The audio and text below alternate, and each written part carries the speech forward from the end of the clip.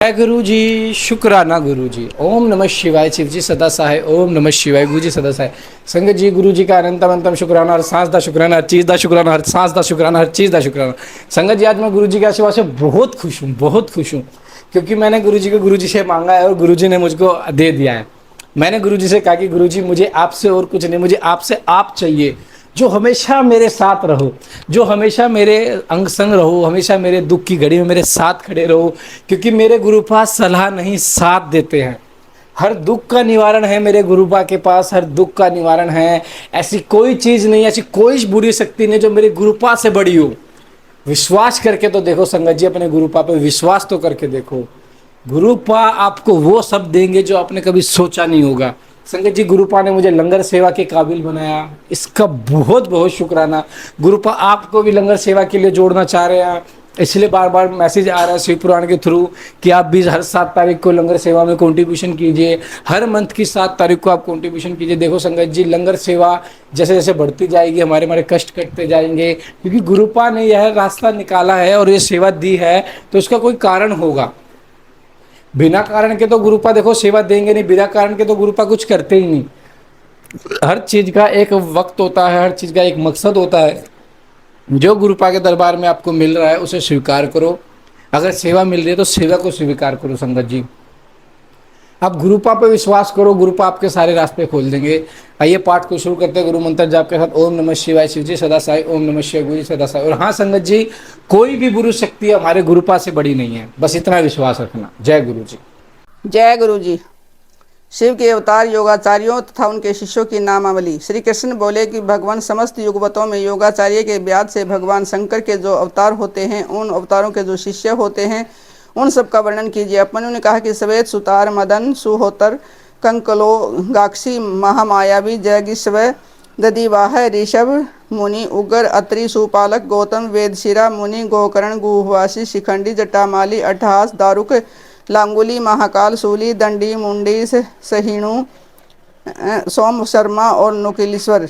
ये 12 कल्प के इस 7वें मनंत्र में युग क्रम से 28 योगाचार्य प्रकट हुए हैं। इनमें से प्रत्येक के शांति चित्त वाले 4 शिष्य हुए हैं, जो श्वेत से लेकर ऋष्य पर्यंत बताए गए हैं। मैं उनका क्रमशः वर्णन करता हूँ, सुनो। श्वेत, श्वेत सिख, श्वेतास्व, श्वेत लोहित, दुदुभिंदी, शतरूप, ऋचिक, केतुमान, विकोश, विकेश, विपास, पास, नासन, सुमुख, दुर्मुख, दुर्गम, दुर्तिकर्म, सनंत कुमार, सनक, सनंदन, सनातन, सुदामा, बिरजा, शंख, अडंज, सारस्वत, मेघ, मेघवाह, सुवाह, कपिल, आसुरी, पंचशिख, वास्कल, पराशर, गर्ग, भार्गव, अंगिरा, बलबंधु, निरामित्र, केतु, श्रृंग, तपोधन, लंबोदर, लंब, लंबात्मा, लंबकेशक, सर्वग, समबुद्धि, साध्य, सिद्धि, सुधामा, कश्यप, वशिष्ठ, बिरजा, अत्रि, उग्र, गुरु श्रेष्ठ, श्रवण, सर्विष्टक, कुणी, कुणबाहु, कुशरीर, कुनेत्रक, काश्यप, उष्णा, चयवन, बृहस्पति, उत्थय, वामदेव, महाकाल, मानिल, वाच, सर्वा, सुवीर, सयावक,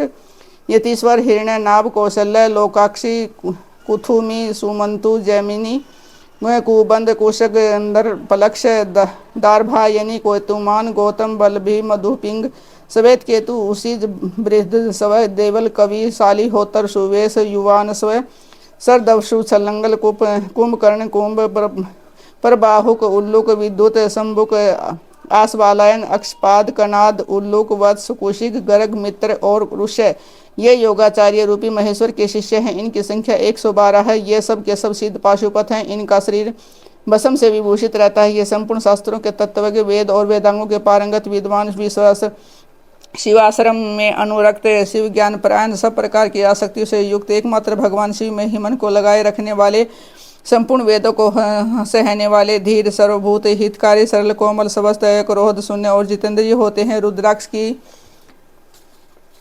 माला ही इनका आभूषण है। उनके मस्तक त्रिपुरुष से अंकित होते हैं। उनमें से कोई तो शिखा के रूप में ही जटा धारण करते हैं, किन्हीं के सारे केस ही जटा रूप होते हैं। कोई कोई ऐसे हैं जो जटा नहीं रखते हैं, और कितने ही सदा माथा मुड़ाए रहते हैं। वे प्राय फल मूल का आहार करते हैं, परिणाम साधन में तत्पर होते हैं। मैं शिव का हूँ, इस अभिमान से युक्त होते हैं, सदा शिव के ही चिंतन में लगे रहते हैं। उन्होंने संसार रूपी विष वृक्ष के अंकुर को मथ डाला है। वे सदा परम धाम में जाने के लिए ही कटिबंध होते हैं। जो योगाचार्यों सहित इन शिष्यों को जान मान कर सदा शिव की आराधना करता है, वह शिव का साजुष्य प्राप्त कर लेता है। इसमें कोई अन्यथा विचार नहीं करना चाहिए।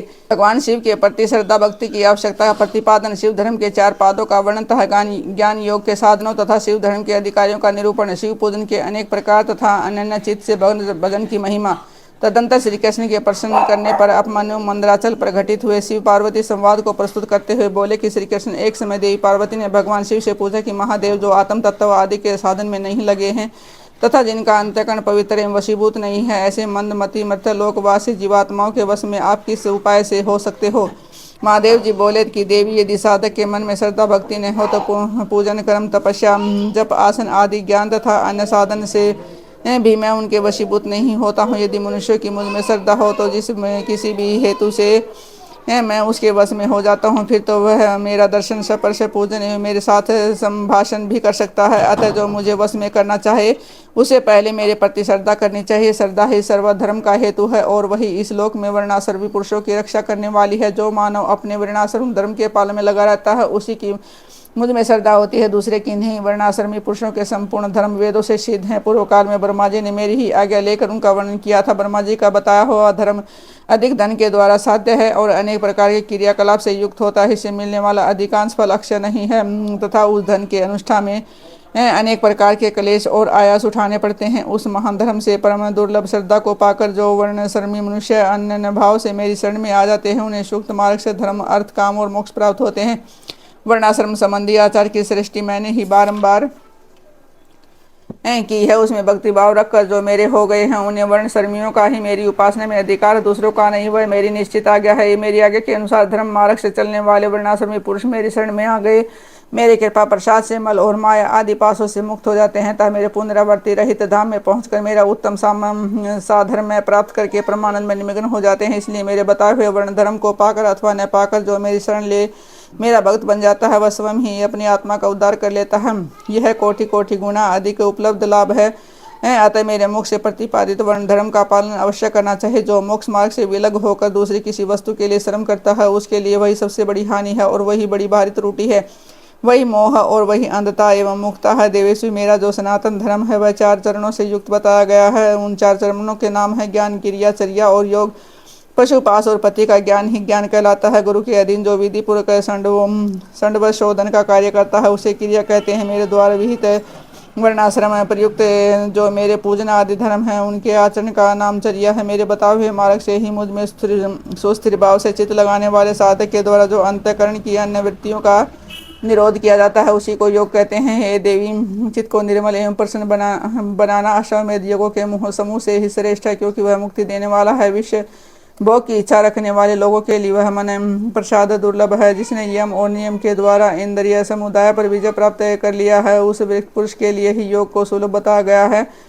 योग पूर्व पापों को हर लेने वाला है। वैराग्य से ज्ञान होता है और ज्ञान से योग। योग पुरुष पतित हो तो भी मुक्त हो जाता है, इसमें संशय नहीं है। सब प्राणियों पर दया करनी चाहिए। सदा अहिंसा धर्म का पालन सबके लिए उचित है। ज्ञान का संग्रह भी आवश्यक है। सत्य बोलना, चोरी से दूर रहना, ईश्वर और परलोक पर विश्वास रखना, मुझ में श्रद्धा करना, इंद्रियों को संयम में रखना, वेद शास्त्रों का पढ़ना पढ़ाना, यज्ञ करना कराना, मेरा चिंतन करना, ईश्वर के प्रति अनुराग रखना और सदा ज्ञानशील होना ब्राह्मण के लिए नितांत आवश्यक है। जो ब्राह्मण ज्ञान योग की सिद्धि के लिए सदा इस प्रकार उपयुक्त धर्मों का पालन करता है, वह शीघ्र ही विज्ञान पाकर योग को भी सिद्ध कर देता है। प्रिय ज्ञानी पुरुष ज्ञान अग्नि के द्वारा इसे कर्म में शरीर को अक्षण भर में दग्ध करके मेरे प्रसाद से योग का ज्ञाता होकर कर्म बंधन से छुटकारा पा जाता है। पुण्य पाप में जो कर्म है उसे मोक्ष का प्रतिबंधक बताया गया है। इसलिए योगी पुरुष योग के द्वारा पुण्य का परित्याग कर दे। फल की कामना से प्रेरित होकर कर्म करने से ही मनुष्य बंधन में पड़ता है, केवल कर्म करने मात्र से नहीं। अतः कर्म के फल को त्याग देना चाहिए। प्रिय, पहले कर्म में ज्ञान द्वारा बार मेरी पूजा करके फिर ज्ञान योग में तत्पर हो। साधक योग का अभ्यास करे। कर्म यज्ञ से ही मेरे अर्थात स्वरूप का बोध प्राप्त हो जाने पर जीव योग युक्त वह मेरे यजन से विरत हो जाते हैं। उस समय वे मिट्टी, पत्थर और श्रवण में ही संभाव रखते हैं। जो मेरा भक्त है, नित्य युक्त एवं एकाग्रजित हो ज्ञान योग में तत्पर रहता है, वह मुनियों में श्रेष्ठ एवं योगी होकर मेरा साजुष्य प्राप्त कर लेता है। जो सर्वआश्रमी पुरुष मन से विरक्त नहीं है, मेरा आश्रय ले ज्ञानचर्या और क्रिया इन तीनों में ही प्रवृत्त होने के अधिकारी हैं, उन्हीं के अनुष्ठान की योग्यता रखते हैं। मेरा पूजन 2 प्रकार का है, बाह्य और आभ्यंतर। इसी तरह मन, वाणी और शरीर, इस त्रिविध साधनों के भेद से मेरा भजन 3 प्रकार का माना गया है। तप कर्म जप ज्ञान ध्यान ये मेरे भजन के 5 स्वरूप हैं। अतः साधु पुरुष इन्हें 5 प्रकार का ही कहते हैं। मूर्ति आदि में जो मेरा पूजन आदि होता है, जिसे दूसरे लोग जान लेते हैं, बाह्य पूजन या भजन कहा गया है। तथा वही भजन पुण्य पूजन सबके मन के द्वारा होने से अपने ही केवल अनुभव का विषय होता है, तथा तब आभ्यंतर कहलाता है। मुझ में लगा हुआ चित्त ही मन कहलाता है। सामान्यतः एक मन मात्र को यहाँ मन नहीं कहा गया। इसी तरह जो वाणी मेरे नाम के जप और कीर्तन में लगी हुई है, वही वाणी कहलाने योग्य है, दूसरी नहीं। जो मेरे शास्त्र में बताए हुए त्रिपुरुंड आदि चिन्हों से अंकित है और निरंतर मेरी सेवा पूजा में लगा हुआ है, वही शरीर है और दूसरा नहीं। मेरी पूजा को ही कर्म जानना चाहिए। बाहर जो यज्ञ आदि किए जाते हैं, उन्हें कर्म नहीं कहा गया। मेरे लिए शरीर को सुखाना ही तप है। कृष्ण चंद्रायन आदि का अनुष्ठान ही पंचाक्षर मन की आवर्ती प्रणव का अभ्यास तथा रुद्राध्याय आदि का बारंबार पाठ ही यहाँ जब कहा गया है। वेदाध्ययन आदि नहीं है। मेरे स्वरूप का चिंतन समण ही ध्यान है। आत्मा आदि के लिए ही की हुई समाधि नहीं। मेरे आगमों के अर्थ को भली भांति जानना ही ज्ञान है। दूसरी किसी वस्तु के अर्थ को समझना नहीं। देवी पूर्व वासनावश बाह्य अथवा अभ्यंतर जिस पूजन में मन का अनुराग हो, उसी में दृढ़ निष्ठा रखनी चाहिए। बाह्य पूजन से अभ्यंतर पूजन 100 गुना अधिक श्रेष्ठ है, क्योंकि उसमें देव दोषों का मिश्रण नहीं होगा। तथा प्रत्यक्ष दिखने वाले दोषों की भी वहाँ संभावना नहीं रहती। भीतर की शुद्धि को ही शुद्धि समझना चाहिए, बाहरी शुद्धि को शुद्धि नहीं कहते। जो आंतरिक शुद्धि से रहित व्यवहार से शुद्ध होने पर भी अशुद्ध ही है। देवी बाह्य और अभ्यंतर दोनों ही प्रकार का भजन भाव पूर्वक ही होना चाहिए, बिना भाव के नहीं। भाव रहित भजन तो एकमात्र विप्रलभ का ही कारण होता है। मैं तो सदा ही कृतकृत्य एवं पवित्र हूँ। मनुष्य मेरा क्या करेंगे? उनके द्वारा किए हुए बाह्य अथवा आभ्यंतर पूजन में उनका जो भाव है, उसी को मैं ग्रहण करता हूँ। देवी क्रिया का एकमात्र आत्म भाव है, वही मेरा सनातन धर्म है। मन वाणी और कर्म द्वारा कहीं भी किंचन मात्र फल की इच्छा न रखकर मैं क्रिया करनी चाहिए। देवेश्वरी फल का उद्देश्य रखने से मेरा आश्रय लघु हो जाता, क्योंकि फलार्थी को यदि फल न मिला तो मुझे छोड़ सकता है। सती साध्वी देवी फलार्थी होने पर भी जिस साधक का चित्त मुझ में प्रतिष्ठित है, उसे उसके भाव के अनुसार फल मैं अवश्य देता हूँ। जिसका मन फल की इच्छा न रखकर भी मुझ में लगा हुआ है, परंतु पीछे वे फल चाहने लगे हों, वे भक्त भी मुझे प्रिय हैं। जो पूर्व संस्कार वर्ष फलाफल की चिंता न करके विवश हो मेरी शरण लेते हैं, जो वे भक्त मुझे अधिक प्रिय हैं। परमेश्वर उन भक्तों के लिए मेरी प्राप्ति से बढ़कर दूसरा कोई वास्तविक लाभ नहीं है, तथा मेरे लिए भी वैसे भक्तों की प्राप्ति से बढ़कर और कोई लाभ नहीं है। मुझ में समर्पित हुआ उनका भाव मेरे अनुग्रह से ही उनको मानव बल पूर्व परम निवारण रूप फल प्रदान करता है, जिन्होंने अपने चित्त को मुझे समर्पित कर दिया है। अतएव जो मेरे अनन्य भक्त हैं, वे महात्मा पुरुष ही मेरे धर्म के अधिकारी हैं। उनके 8 लक्षण बताए गए हैं। मेरे भक्तजनों के प्रति स्नेह, मेरी पूजा का अनुमोदन, स्वयं भी मेरे पूजन में प्रवृत्ति, मेरे लिए हिंसायक चेष्टाओं का होना, मेरी कथा सुनने में भक्ति भाव, कथा सुनते समय सवर नेत्र और अंगों में विकार का होना, बारंबार मेरी स्मृति और सदा मेरे आश्रित रहकर ही जीवन निर्वाह करना, ये 8 प्रकार के चिन्ह हैं। यदि किसी मलेच्छ में भी हो तो वह विपर शिरोमणि श्रीमान मुनि है, वह सन्यासी है, और वही पंडित है जो मेरा भक्त नहीं है। वह चारों वेदों का विद्वान तो भी मुझे प्रिय नहीं है मेरा, परंतु जो मेरा भक्त है वह चांडाल तो है भी, तो भी मुझे प्रिय है। उसे उपहार देना चाहिए, उसे प्रसाद ग्रहण करना चाहिए, तथा वह मेरे समान ही पूजनीय है। जो भक्ति भाव से मुझे पत्र पुष्प फल तथा जल समर्पित करता है, उसके लिए मैं अदर्शन नहीं होता हूँ, वह मेरी ही दृष्टि से कभी ओझल नहीं होता।